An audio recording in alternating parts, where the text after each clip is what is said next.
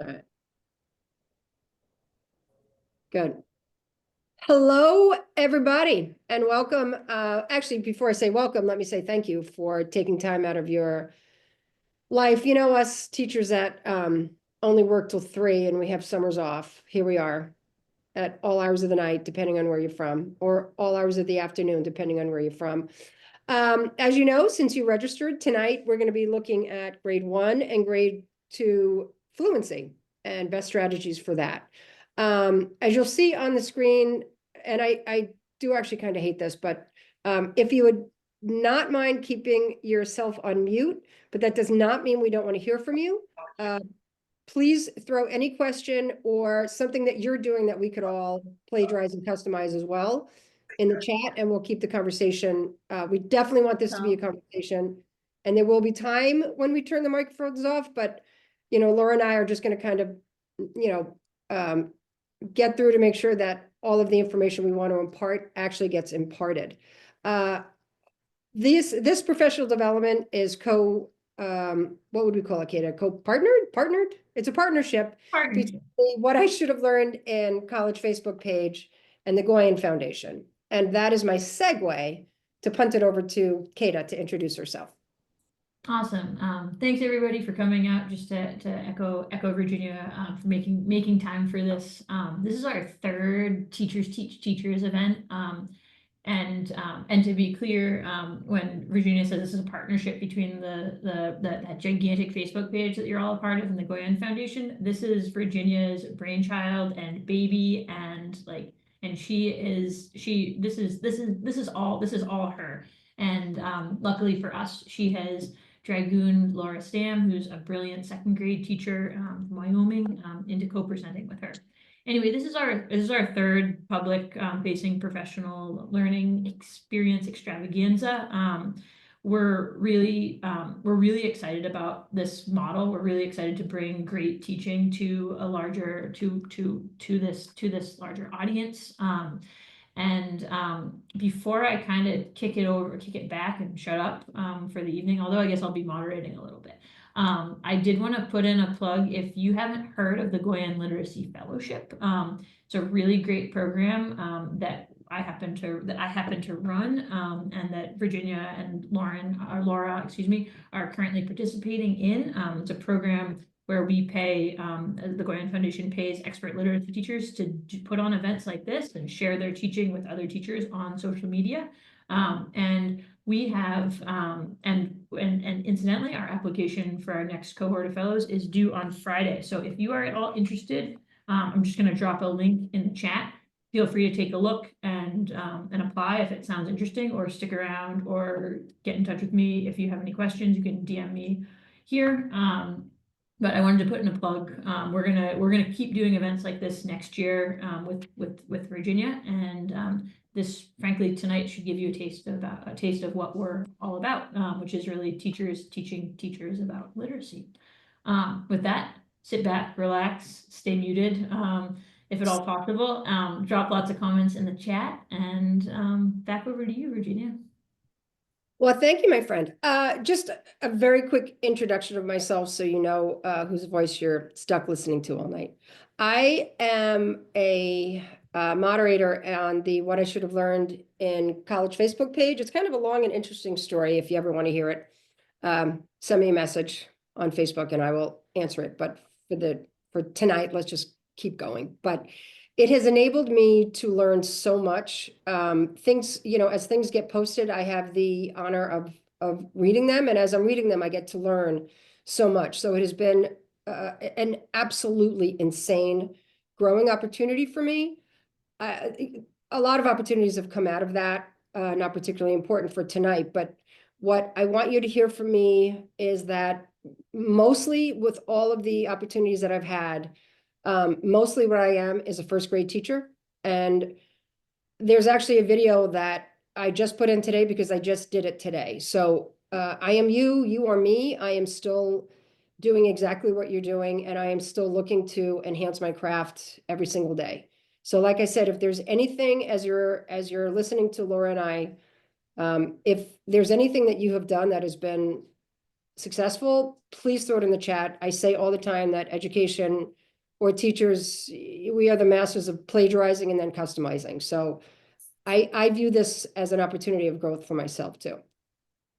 Anyway, that being said, as you know, like I said, you registered. So tonight our event is all about fluency and the ability to read words effortlessly is basically the goal that we're headed for with fluency.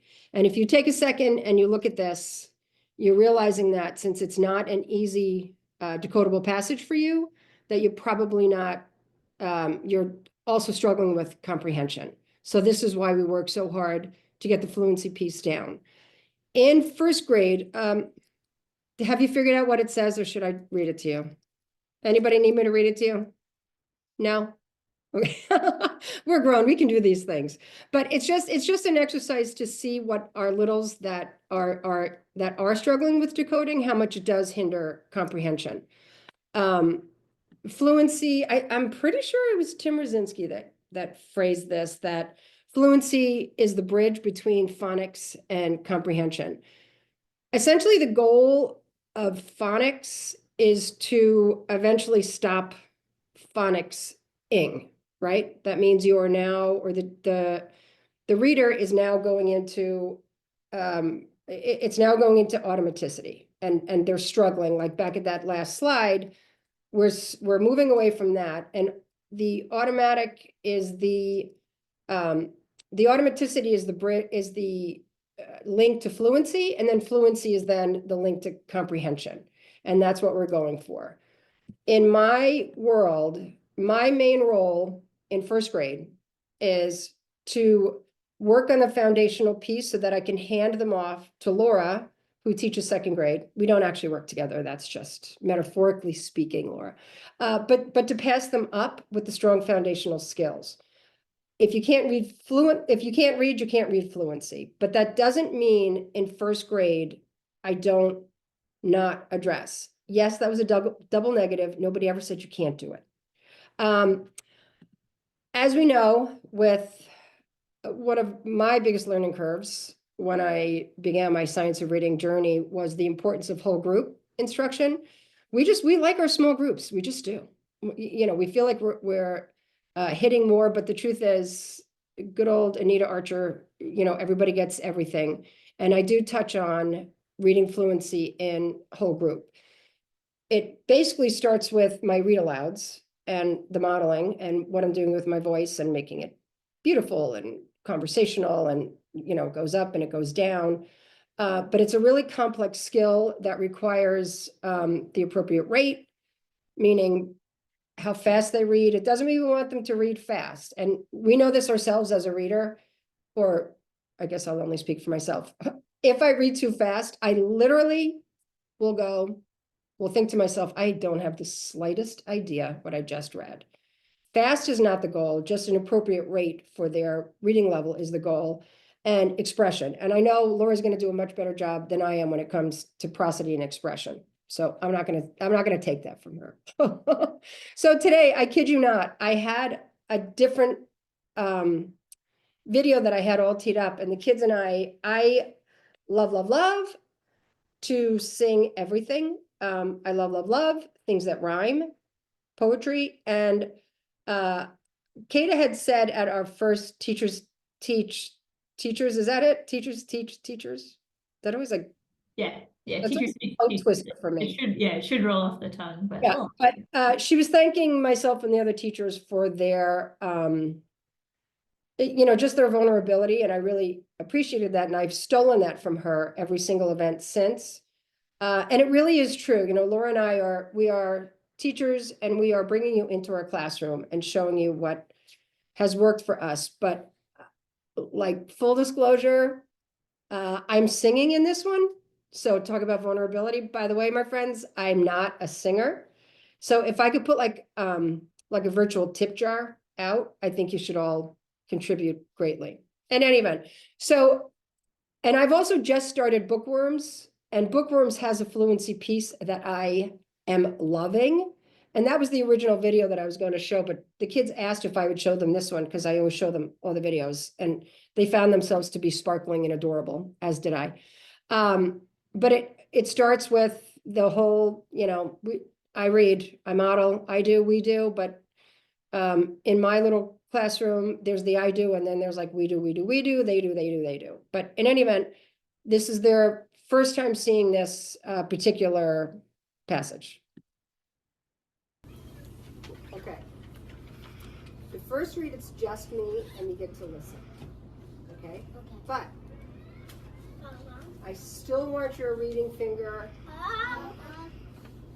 Reading finger. Now I still want you to track along, because if you're reading and you know it, Point along. if you're Reading and you know it, point along. One of my fingers track the words. Listen closely to what you heard. If you're reading and you know it, point along. Yippee! Okay, reading finger, Up, up, reading finger. down. The month of March is marching in. Hurrah! Hurrah! The month of March, let spring begin. Hurrah! Hurrah! The month of March is marching in, and birds return from where they've been. And we all feel good when March is marching in. Wait, I'm going to do that again. But I'm going to kick it up. Should I kick it up? Yeah! Should I kick it up? Yeah! Totally am. Reading finger. Up, Reading finger. down. The month of March is marching in. Hurrah! Hurrah! The month of March, let spring begin. Hurrah! Hurrah! The month of March is marching in, and birds return from where they've been, and we all feel good when March is marching in. All right, I was going to read it too, but I like how you dragged along. Let's try it this time, and we'll echo. Okay? This was so good. Good. First I read, and then. I read. So there was, when I said hurrah, hurrah, I tried to sound excited. Do you know why? Take a look. Oh! If you know it, say it. Because there's an exclamation point. Oh, okay, you ready? Reading finger. Reading finger? Remember, I say, then you say. The month of March is marching in. Hurrah, hurrah. The month of March is marching in. Hurrah! Hurrah! The month of March, let spring begin. Hurrah, hurrah. The month of March is Let's do that one together. The month of March, let spring begin. Hurrah, hurrah. My turn. The month of March is marching in, and birds return from where they've been. The month of March is marching in, and birds return from where they've been. My turn. And we all feel good when March is marching in. And we all feel good when March is marching in. We're going to echo one more time. So it's that. And then from there, this is the they do, they do, they do, they do, they do. By the time we were done today, they probably read like 10 times the same words. And it's not memorization, it's practice. It's different. I have times where I'm teaching them to decode. That's not what this time is. This time truly is, this is the area of the day where we are focusing on fluency. There is another area that we are focusing on decoding and foundationals. It's just not this time. So now here they are doing a partner read. The month of March is marching in. Hurrah! Hurrah! The month of March, let spring begin. Hurrah! Hurrah! The month of March is marching in, and the boys return from where they've been, and we all feel good when March is marching in. The month of March is marching in. Hurrah! Hurrah!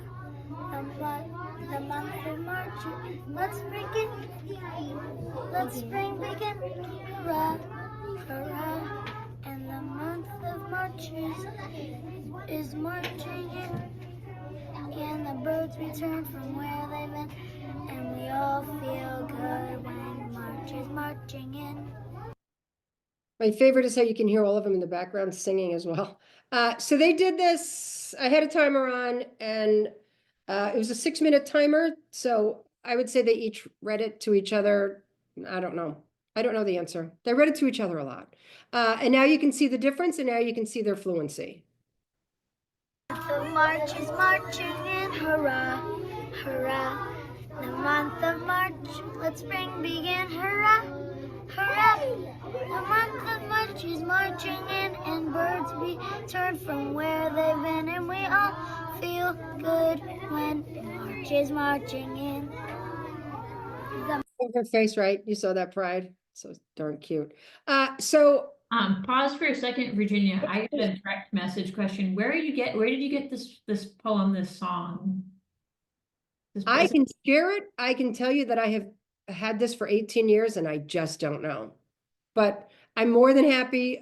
Send me an email. I'm more than happy to share it with everybody. I love poetry. It's how we line up with it. We walk down the hall with it. I love it, but I'd like to tell you where, but I truly just can't. But I'm happy to share. I'm happy to share anything that you see. So there's poetry, but it's funny. I haven't always done fluent. Well, never mind. I'm twisting my own tongue up.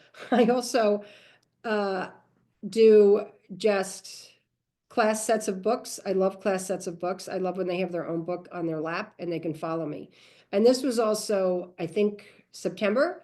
So they've come a really, really long way. And what I have learned about myself is that I'm obsessed with the reading finger and I got to let it go.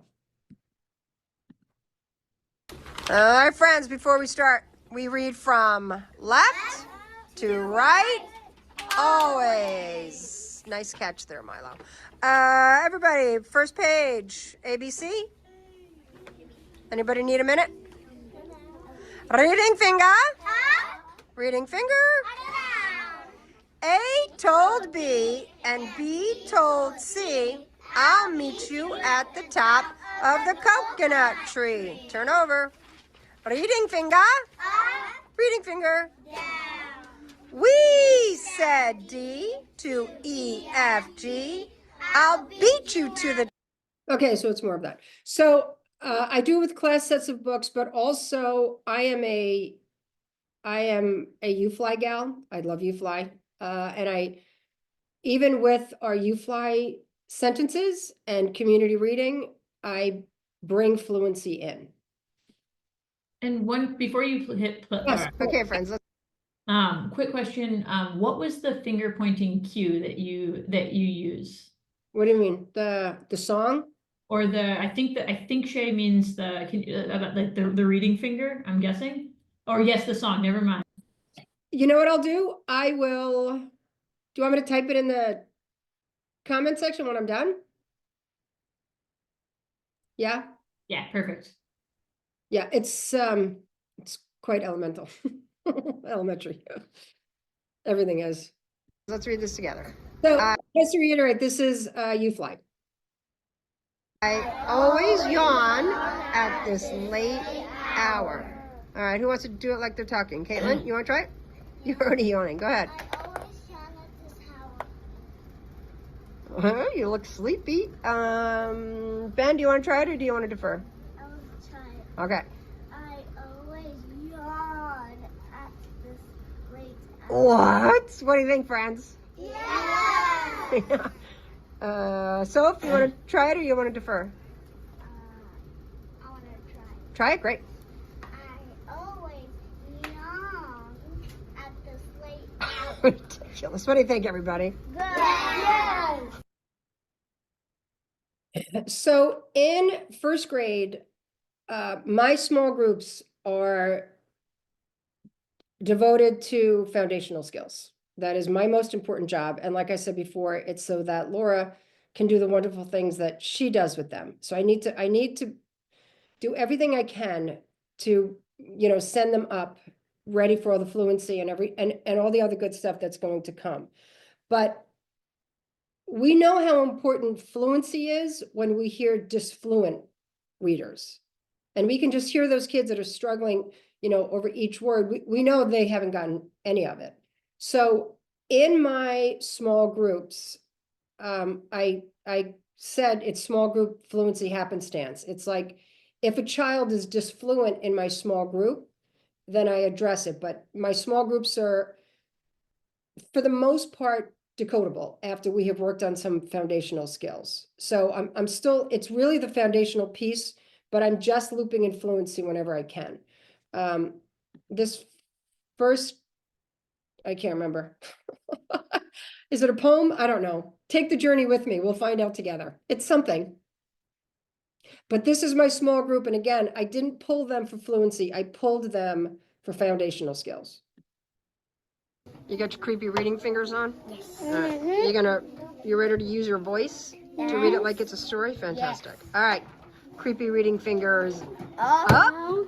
Creepy reading fingers down. Go ahead, start together. Jill. Jill and Bill wish to toss the ball. The ball hit Bill on the shelf. Then Bill fell. Did he yell? Read that sentence again with a question in your voice. Yes. 1 second, Isaac. Okay, go back to did Bill yell? There's a question mark. Read it again. Did Bill yell?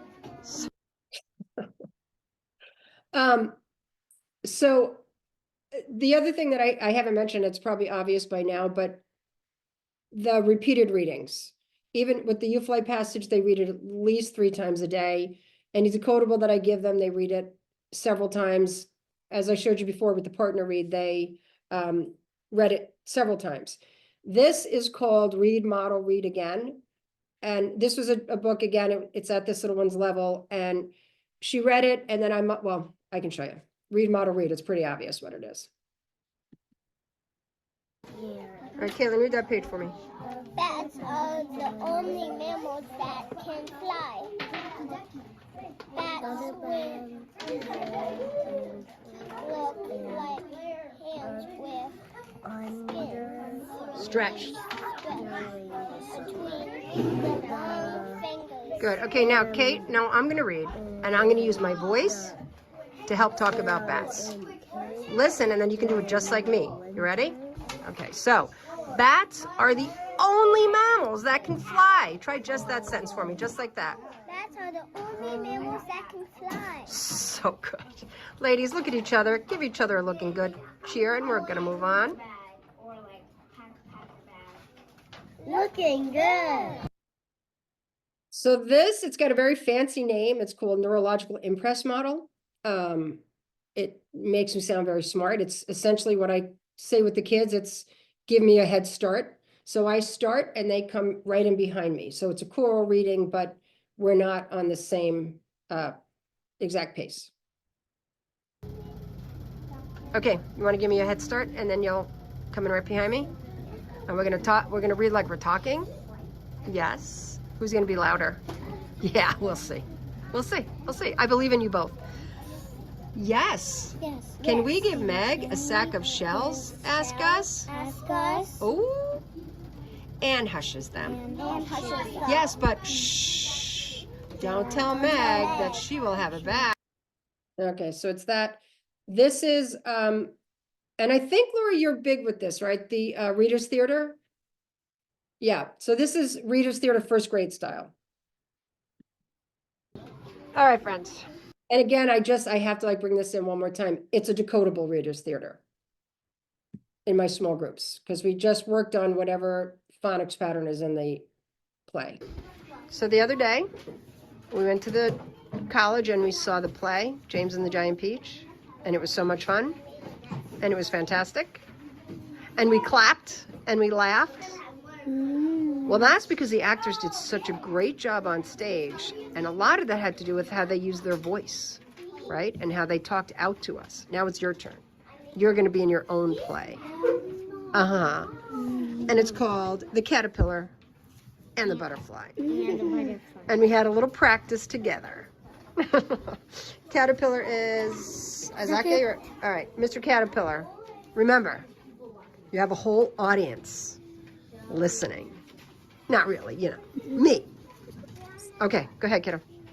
Oh no! Ooh. Oh dear! I am in a tizzy. Hello there, Caterpillar. What are you in a tizzy for?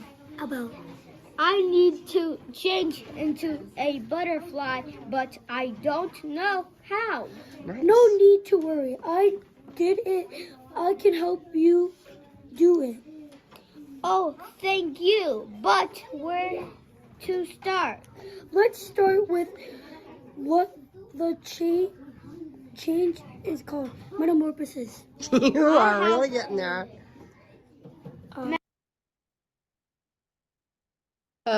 And just to wrap it up, this was actually last year's class, and now the kids they've done a fantastic job throughout the year. And those two little guys that you saw in that last video, they were my two most tender readers, and they just really did a lot. That's why they're in a lot of the videos, because I always say whoever needs me the most gets me the most. So I spent a lot of time with those two. This crew are actually my higher kids, and I pull my higher kids now like towards the end of the year. And now I actually will focus on fluency because they're ready for it. And one of the things that I did, Kate has seen this a couple of times, but it's just so worth showing every time. But again, so not to stop the flow and the prosody of their reading, I do a quick vocabulary, preload to make sure that they know what the words mean before we then head into the book. I'm just doing it to avoid any hesitation as they're reading. Okay. So there's not too many words in this book that I thought you may not know. These were the two that I found. The first word is muck. Muck is a noun, and it's another word for, do you know, Charlie? Yeah. What? It's like mud. It's not like mud. It's mud. All right. The other one, I feel like you might know this word already, but I just want to make sure. The other word is fin. And it's talking about... Bingo. All right. I believe we know what a fin is. Fantastic. All right. And now here's where we focus on fluency at the end. All right. Shriji, you want to read us your Post-it notes page first? Yes. Good. It was such fun to chat and fish. The kids saw lots of ducks and wolves, but the kids did not get a fish. Okay. So the kids didn't get a fish. Do we think they're sad or happy? Sad. I think, oh, that was cool. It's like you're all singing to me. Yeah, I think they're kind of sad. So listen, I'm going to read it, and then I want you to read it the way I did. But the kids did not get a fish. But the kids did not get a fish. Oh, man. Poor sad kids. Yeah, you like that, Charlie? Okay, Charlie, you're up. The kids and Zach hop off the ship, but they can see the fin by the dock. Ah, I want to go back. I want my mom. I want my dad, they yell. Okay. I see the punctuation mark in there. That tells you to be excited. And it's a exclamation. Mark. Start from the word ah and put that exclamation mark in there. Okay. Ah, I want to go back. I want my mom. I want my dad. They yell. Do you feel like they want their mom and dad? Yeah. I sure do. All right, Miss Luna. The kids look at Zach. Zach said, which had hit the rock? They asked Zach, how will you fix your ship? Okay, hold 1 sec. I see another exclamation mark at the end of that. And it's the one that is the question, which goes, whoa! Put that in. Put this in. Whoa! Try that. Start from how will. How will you fix your ship? Oh, is she asking? Yeah. Does she want to know? Yeah. She sure does. To be clear, she said ship. I think. Do we know? Do we actually know? So that's it for me, friends. Is there any pressing questions I can answer rather, for anybody? All right, Miss Laura. So Laura, I purposely did not introduce you so that you could do the honors and tell all the important stuff. Okay. Thank you, Jen. That was amazing. So I'm Laura Stam. I'm a second grade teacher in Wyoming, and that's kind of all you need to know for this. So, I kind of wanted for my fluency part to focus on poetry. I do other fluency things like we do texts. We'll read a text for a week and answer questions about it. And then I have a tier 2 intervention group that I do specifically with fluency. But as a whole group, I do a fluency thing with poetry. And so I wanted to talk about that. So, next slide. So, when I first started teaching, but my fluency scores weren't great. They were about 50% proficient. 50% of my class was proficient in fluency. And I really didn't quite know how to develop fluency. I knew it was important, but I didn't really know how to intervene with it. And then I heard a podcast on Tim Rosinski talking about fluency, um, and I just was really intrigued by his findings that he'd done and the kind of lesson that he had developed to teach fluency. So a couple things that really stood out with me for me, I knew that accuracy and automaticity were important. But then he brought up the word prosody and how important prosody was. And I just thought that was really interesting. And I didn't quite understand why that would be important. And then another thing he talked about was repeated readings. And then he also talked about how he uses poetry to to teach fluency, and I thought that was really interesting. So I had already been teaching fluency, but never explicitly teaching prosody. And so I thought, well, it's something I already have already cut out, carved into my day. I'm just going to start adding prosody. And a few months later, we took our middle of the year screening after I'd listened to his podcast. And after pretty much all I'd done was add prosody, like explicitly teaching prosody. And my fluency scores grew insane. And I couldn't believe it.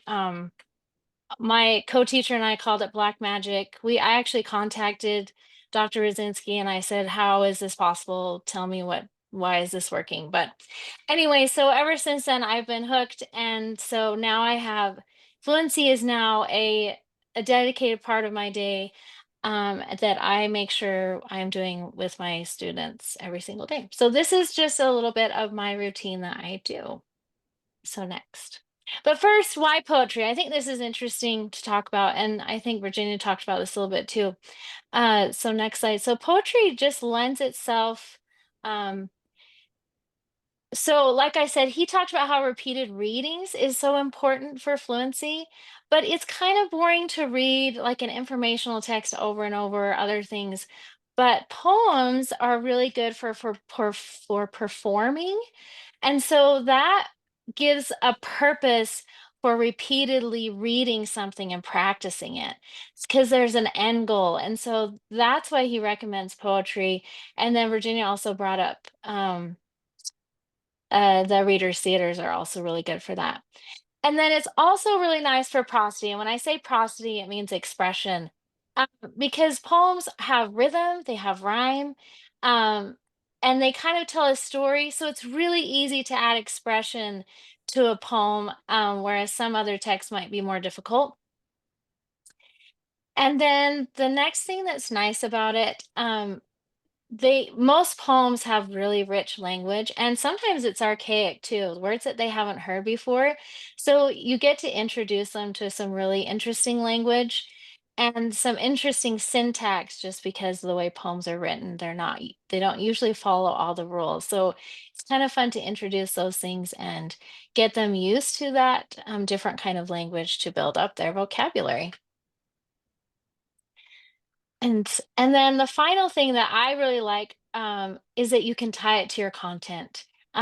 One thing that Pam Kastner, I think, has said this year is integrate, integrate, integrate. And so I love to integrate as much as I can all of the content that I'm teaching. And so the poem that you'll see me working on throughout this lesson, throughout this presentation, is actually about money, and we teach money in second grade. So we even tie it to content like math, not just history and science and literature. So that is why I use poetry. Okay, so here's my routine. Day one, I introduce the poem. Day two, I specifically talk about some of the vocabulary words. Day 3, we start on the partner practice.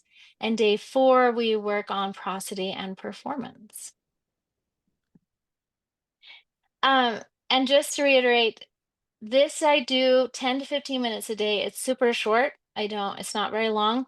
And this is based off of Tim Rosinski's fluency development lesson that he has developed. So I just model that. Okay, so day 1, we introduce the poem. Go to the video. Smart by Shel Silverstein. My dad gave me $1 bill because I'm his smartest son. And I swapped it for 2 shiny quarters because 2 is more than 1. Raise your hand. Tell me what's wrong with this story. Eli, what have you got? That he's just lowering his price. He's lowering his price. What did he start with, everybody? Go. $1. $1, which is how many cents, everyone? 100 cents. How much did he end up with by the end of the story, everybody? 5 cents. 5 cents. So did he end up with more or less than he started with? Less. Way less. What kind of expression would we use to do this poem? What are the kind of feelings that we're thinking about? Oh, like really emphasize that? Yes. And 5 is more than 4. Well, let's do that with Jordan. Here we go. And 5 is more than 4. Okay, so day 1, this is when I'm introducing the poem. And so I start out with, you can go to the next one. I start out where I just read the poem. They're just listening to me and I'm modeling prosody as I go. And then the next thing we do is we discuss the poem. I want to make sure they understand what's going on in the poem. Sometimes there is difficult language. And so I'm kind of general. I'll point out words that they might not understand or phrases that might be difficult or syntax that might be tricky. And we talk about the poem, what's going on. And they like to talk about it because it's almost a little bit like a puzzle because poems are written so differently. And so they like to talk about that. And then after we discuss it, then I will, you can do the next one. Then I'll start to just talk about prosody kind of in a general sense, like what are the feelings in the poem? How does it make you feel? What are the words that are being used to show those feelings? And we just kind of discuss it in a general sort of way and probably kind of try to explain why I am saying it the way I am. So next slide. So that's what I do for day 1. I read the poem, model the prosody, discuss it, and discuss what's going on in the poem, and then we discuss prosody. Okay, so then day 2 is when I explicitly teach the vocabulary that goes with the poem.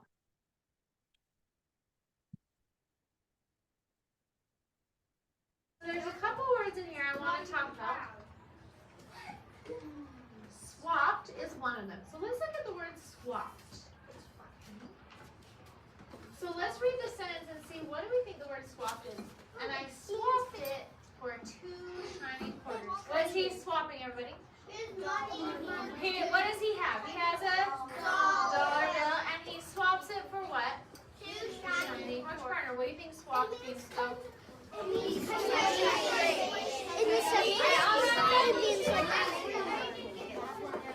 I think I heard the right word, everybody. What does it mean? Go. Traded. And Okay, so this is a really good opportunity to do a little bit of vocabulary work. And Dr. Rosinski is really big on doing word work with poems. I don't do a ton of it, but I do like to point out a couple words and talk about them. You can do the next one. So day 2, I will read the poem with the class and I will invite them to read it with me this time so that they can start practicing that poem with me and start practicing that prosody. And then you can do the next one.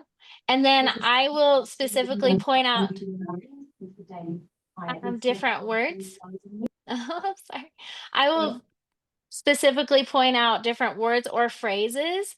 And this is a kind of a fun thing that you can do with words that you may be learning in your other content that might relate, or morphology, synonyms and antonyms, or if you're working on a specific phonics skill, if the word relates to that. So you can kind of play around with this, and it's kind of fun to point those things out. Then after we discuss vocabulary, I will begin practicing the poem stanza by stanza and modeling that, and they are doing that with me. And so we just really start digging in and start practicing the poem itself. Okay. So day 2, we read the poem again, discuss vocabulary, and practice stanza by stanza. All right, and then day 3 is when I start doing partner practice. Very good. All right, with your partner now, I want you to practice going through this. Let's do the first and second, or just do the whole thing. Go.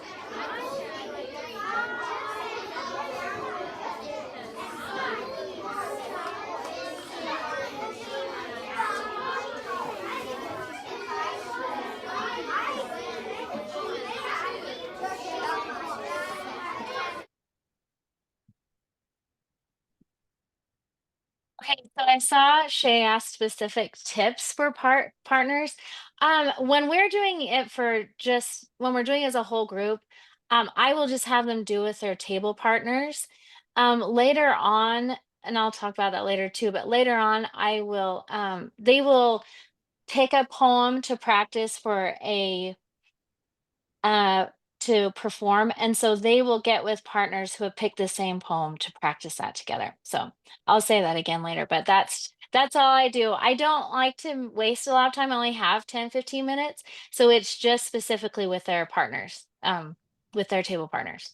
And then So, really, sorry, go ahead. sorry, there was one other question. I think that's Okay. sort of becomes self-explanatory, but when do the kids like kind of get the copies of the poems, like sort of like the logistically, you're projecting it on the first day? Well, yeah, explain the logistics of. Okay. Oh yeah. So that's in here. Just a second. Now, yeah. So the third day we read the poem again as a class, and then next slide. And then they practice with a partner. So at the beginning of the year, I make them all a booklet of all the poems that we do throughout the year.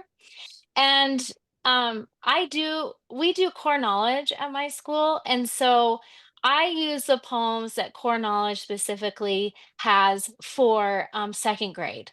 So those are the poems that I get. But there's sometimes I'll introduce other poems as well that tie in with our content, but that's where most of my poems come from. So they each have their own booklet, and they get that at the beginning of the year. So every time, so even though I have it projected on the board, I also have them pull out their poetry book so they have it in front of them as well.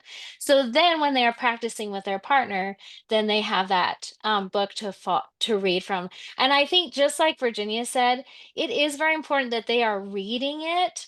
You're not really trying to memorize it yet, because what you're wanting to do, with this practice with their partner, is becoming more accurate and automatic is what you're trying to work on. Just like in Virginia's videos with her kids. I liked how she showed how the progression of their their accuracy and automaticity.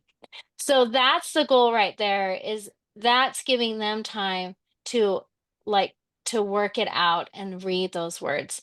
And then the third point, I will support my students that are still striving readers. And so I will either circulate the room, or I know specifically students that will really struggle with reading it on their own. And so I will go and support them as well.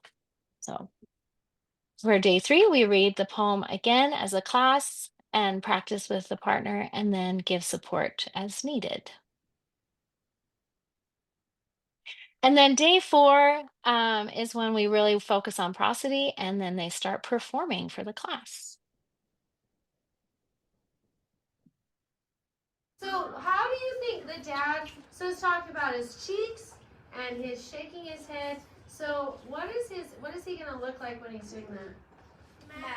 Mad. Now, what's the boy thinking that he's doing though?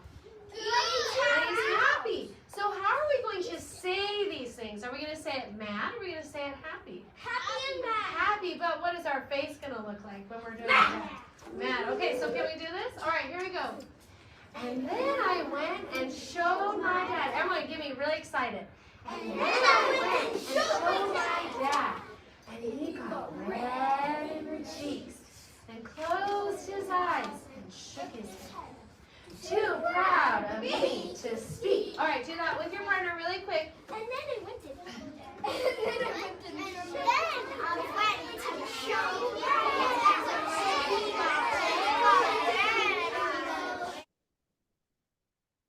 Okay, so day 4, we read the poem again as a class. You can go to the next one. We read the poem again as a class, and by this time, they're pretty much doing it on their own. You can watch the full videos. I have a link shared that you can watch the full videos, and you'll notice that they are pretty much doing this on their own by this time. And it's a lot of fun to see the progression from day 1 to day 4 to see how well they're doing it and how good their prosody has become as they're performing this. And then the next thing, I really want to point out specific prosody. I've been modeling it this whole time, and we did talk about it throughout the poem, but this is when, now that they have gotten really good with their accuracy as they've been practicing with their partner, now I want to really bring it back and really emphasize the prosody that they can use. And I usually do this stanza by stanza, or sometimes within a stanza, it'll start one way and then change to a different way. And so I make sure I specifically point those things out. When I first did the poems before I heard Dr. Rosinski, when I would read the poem, I would read it with prosody, but I never actually explicitly explained why I was expressing myself in the way that I did. And the other thing that's fun to do is really asking them, how would you do this? And there's no right or wrong answer. And so it's a lot of fun to hear how they're feeling. Like, how does this poem make you feel? Or what is the mood? And how would you say that? How would you share that? So it's a lot of fun to get their input on how they would express themselves. And sometimes it's different. Some kids will express it in a different way than another. And so you'll see partners doing different ways of expressing it. So I think that's a lot of fun too. They can be really autonomous if they want with their prosody. And then the last thing we do is then I start having them come up as partners or individually as well and start performing it for the class. And what's interesting is oh, I'm sorry, I forgot that part. So then immediately, as you saw in the video, I will model and practice it as a class, and then I want them to immediately practice it as partners so they start getting good at that. Because what happens is when they start performing, they will have amazing prosody as a whole group, but then when they get up there, they get nervous, and so then they go straight to monotone. And so I want them to start performing, and then I'm emphasizing, okay, now can I have you now do it again and do it, make sure you're using their prosody. So that's kind of why I bring up prosody again at the end, even though we're kind of doing it all the way through. So day 4, we read the poem again, we practice prosody as a class, and then practice it as partners, and then they start performing for the class. Okay, so then I will teach 3 to 4 poems, and then we'll stop, and then I will have the kids pick their favorite of those 3 or 4, and then they will start practicing that poem for a week or 2, and then we do a huge poetry recital as a whole class, the whole 2nd grade class. And they get to go to the high school auditorium and perform it for their family and friends and their other classmates. And so the rest of the time, and so just like Shay was asking before, this is when they will get with groups who are pick the same poem and then they'll practice it together and then they will perform it together. I used to do it individually, but our classes are way too big now, so we have to do it in groups. Otherwise, we'd be there for 3 hours. But it's a lot of fun when they can do it on their own as well. And so the rest of the time, they're just continually growing in that prosody as well and getting really good. And it's interesting to see from the beginning of the year how they're more just like nervous and their prosody isn't great when they're performing, to now the end of the year. We just had one. In fact, one of those poems, that poem we did was one of the ones they performed. And the audience was laughing so hard because the kids were so great with their expression and their confidence. They just got up there and they were like little actors. So it's really cute to see their growth from the beginning of the year to the end. And yeah, I think that's it. Is there one more? Am I done? Right here. Oh, sorry, I thought that was it. Oh no. Oh yeah. So just to reiterate, that's my fluency routine. Day 1, I introduce it. Day 2, we work on vocab. Day 3, we begin working with partners. And then day 4, prosody and performance.